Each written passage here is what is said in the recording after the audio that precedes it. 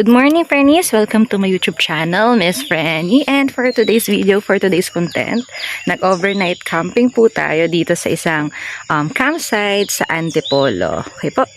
Yan. So, itong view natin, pagka-open mo ng tent, papaligiran tayo ng iba't ibang mga kabundukan.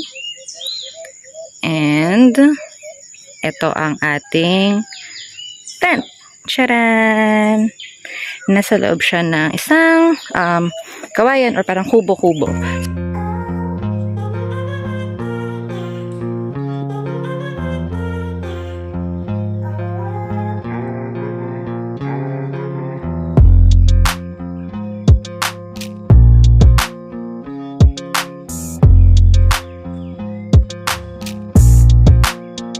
So, friends, kung makikita ninyo, ito yung iba't ibang mga pakubo na kung saan may tent din yan sa loob. Pero doon kasi, doon sa tour guide namin, kaya walang patent. Okay po. So, in fairness dito sa campsite, very accommodating yung staffs.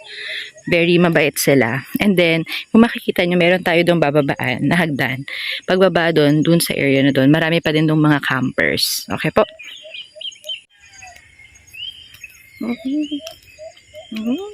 Nice. Yan. Kagigising lang natin, Franny. Talagang woke up like this. Yan ang peg natin. Okay? Yan. So, ililibot ko kayo dun sa may baba. And in fairness dito, yung CR naman nila, okay naman, goods naman. And may pa-swimming pool din sila, kasama din sa babayaran. 300 pala yung entrance fee dito, okay? So, 300 pesos. And, ang good part dito kasi, bago kami makapunta dito sa may camping site, may trekking pa, may pag-akyat pa ulit ng bundok. Tree planting event kami. So, umakyat kami ng bundok. Iba't ibang activities. Tapos kinagabihan, trekking ulit kasi camping. So, ito yung, yan. Yan, likod natin. So, pag binaba natin yan, nakikita nyo yung place. So, hello, Frannies. Nakikita ninyo, binabagtas natin pababa. Yan. So, nandito tayo sa campsite. Nakalimutan ko yung pangalan. Kasi sobrang haba. Pero may may fresco na word. So, ito-type ko na lang yun sa description. Okay, so nakikita nyo, yan yung CR. Sa likod niyan, meron dyan pa swimming pool. Then, nandun yung mga ibang campers din. Okay po. So, ito yung paligid mo. Okay, nakakatuwa lang kasi nagising ako around 4 AM. And yung narinig natin yung mga huni ng mga hayop, mga ibon. Ang sarap. Ito, ayan, tapakinggan ninyo, huni.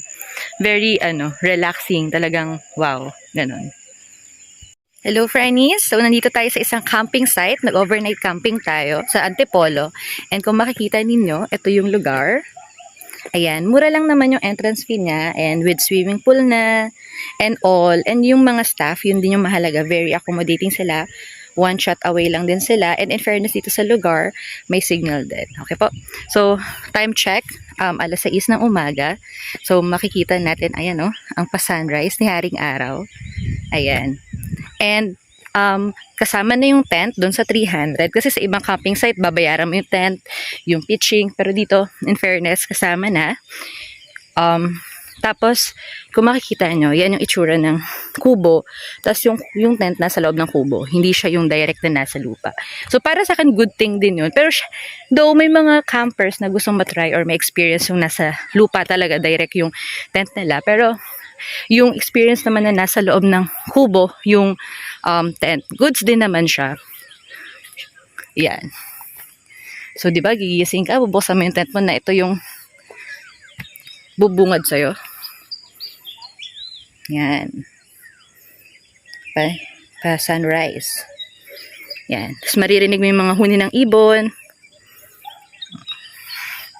Talagang lakas makapahinga. Okay po. So, I hope matry nyo din dito and ma-experience nyo to. Bye!